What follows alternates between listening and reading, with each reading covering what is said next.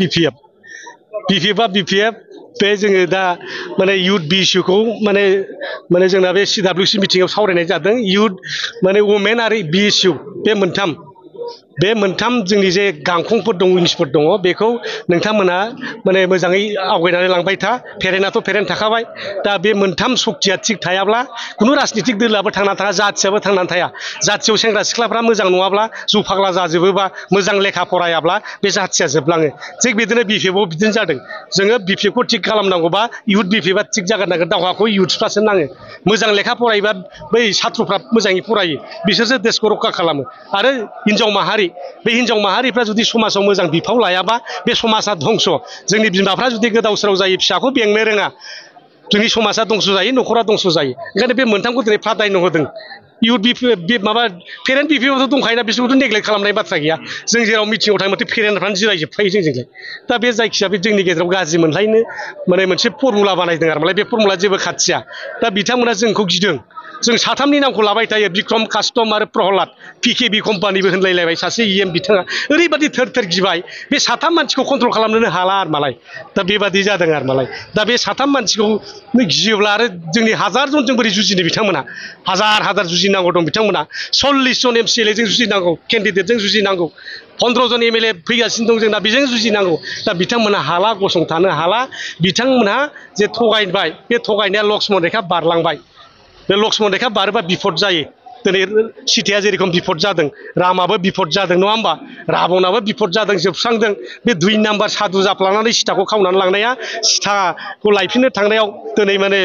माबाया हनुमानाबो लंकाखौ सावजोबाखै होमबा दिनै बुथारजोब्बाय सेस खालामजोब्बाय दिनै माबाया कुम्भकर्णआबो थैबाय मेघनाथआबो थैबाय जोमैयाव दावहा नांग्राया दा बेबादिनो दिनै BPFआव जोबलांनो नागिरदों आरो मालाय जोबलांसिगोन दा जोंनि सक्तिखौ गिदों बिथांमोना दा जों साथामसोखौ नाम होफ्लाबाय थादों दा उफायथ' गैया माने बे बिलाइ गोरान गोजाबा बे अरखि मोनथाबाबो खामलाबनानै हाग्राखौ दंस' खालामनो हायो थिग बेबादिनो बिलाइ गोरान जाना दं आरो मालाय जों साथामानो खामलाबजोबसिगोन बिसोरखौ बिथांमोना आरो नै सानब्रै सानबा उनाव आरो गामि हाबनो हानाय केपासिटि गैला दा बिथांमोना थगायनाय खालि थगायनायखौ अयथासार मोनबाय आरो बेबादि सिखावनि खामानि मावनो नाङा थगायनानै खामानि मावा जाय मानसिया बड'फानि बांसिन दाम लायो बेनो बड'फाखौ दिनै थगायदों बड'फा होनदों नामा आलादा रायजो नाङा होननानै खिन्थु प्रमद बर'आ सुक्तियाव होदों final and comprehensive to their demand बर'फ्रा आरो रायजो नांला बेनो जोबथा बर'फोरनि माने मोननांगौआ जोब्बाय होननानै फाइनाल एन्ड कमप्रिहेनसिभ खालामदों होमबा बड'फाखौ अपमान खालामनाय जादोंना जायाखै दा गुरुखौ अपमान खालामग्राया गावबो दावहायाव देरहाया जेरेखम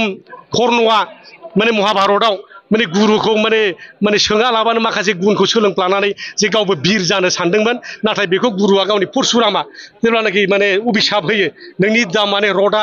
दावहा फोथाराव रडआ गोदोगोन साखाया गोदोगोन नोंनि बाना खामानि होनाय नङा थिग बेबादिनो बिथाङा कुरुक्षेत्र जुद्धआव अर्जुनजों गावथारजादोंमोन आरो मालाय थिग बेबादिनो असैत्यनि खामानि मावबाय थानाय बड'फाखौ थगायनाय बर' हारिखौ थगायनाय बर' आइजोफोरखौ थगायनाय बर' सेंग्रा सिख्लाफोरखौ थगायनाय मुंख्लंफोरखौ थगायनाय बिनि फाबा प्रमद बर'नाव नांगोन ओइबारनि इलेक्सनाव प्रमदआ जोबस्रांलांगोन दिनैहाय जोंनि जेनाखि BPFनि जे मबिलाइजेसन प्रग्राम बेयो माने तीव्र गति सोलिगासिनो दङ उदालगुरियावथ' मोजाङानो जाजोब्बाय 10ता देरहानायनि मोनसे परिबेसा फैफिनबाय 2015 जेरेखम 10तानि गेजेराव 9ता देरहादोंमोन एबारावबो बे दोहौआनो फैफिनगासिनो दं आरो स्पेसियेलि दिनैहाय नैबे बनरगाव समस्ति हिसाबै जों सासे मोजां बिजाथि मोनबाय एक्स BDO हिसाबै कुमन नार्जारि बिथां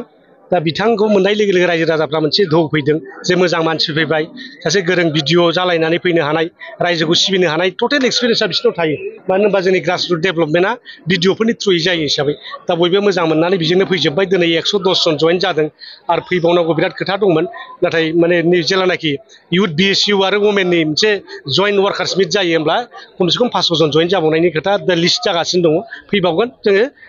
बे बनरगावखौबो जों उद्धार खालामफिननो आरो जोङो 20 बोसोर बेयाव देरहाबाय थाखादों राजीब बांगालावथ' BPFनि भट लानासो देरहादों उनावसो BJP थांदों एबारावबो देरहागोन बे 100% रोखा दिनैहाय जोंनि BPF दोलो हिसाबै जों स्पेसियेलि एबाराव युथ्सफोरखौ लानानैनो जोङो खामानि मावनो सानदों ओंखायनो जोङो CWC PMAयाव मोनसे डिसिसन लानानै फैबाय जे प्रति बोसोरनि थाखाय 100 कोटि 5 बोसोरनि थाखाय 500 कोटि थाखा बाजेट बेखौ सरकार फैनाय लोगो लोगो खालामगोन आरो बिनि गेजेरजों जोंनि 45 बोसोरनि गाहायाव थानाय जोंनि लाइमोनफोरनो जोङो बेनो आर्थिक अनुदान होनानै जाहाथे माबा मोनसे मावनानै जानो हायो मबाइल रिपेयारिंआनो जा बा गारि मेकानिकआनो जा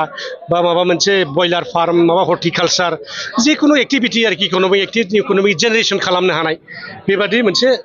मावनो थाखाय 5 लाख 6 लाख 7 लाख बेफोरबायदि थाखा होनायनि गेजेरजों मोनफ्रोमबो समस्थियावनो जों बिदिनो 200 300 जन 500 जन इयुथ्सफोरखौ सायख'नानै बे फाइनान्सियेल एसिस्टेन्सखौ होनाय जागोन आरो मालाय दा बिटिआर एकर्ड होनब्ला जायखौ बुंबाय थायो जोंनि दैदेनगिरिफ्रा नरक आरो बिटिसिआ जाबाय सोरगो दा बेहाय जों एकर्डखौ मोनफा मोनफा आखरै आखरै फरायलांबानो बुजिजोबो दा बिटिसिआव ओरैबायदि जोंनो मर्यादा होदोंमोन बे माने वान काइन्ड अफ मिनि स्टेट बा स्टेटआनो बुंजाबाय माने पावारफोरखौ हरजोबबानो स्टेटआनो होनजाबाय आरो मालाय जायनि थाखाय आर्टिकेल 244 एकखौ जों बिबाय थादोंमोन स्टेट उइदिन दा स्टेट दा होआखै खिन्थु जेखिनि खामानि बे आर्टिकेल 244 एनि बादियानो जाबायमोन आरोखि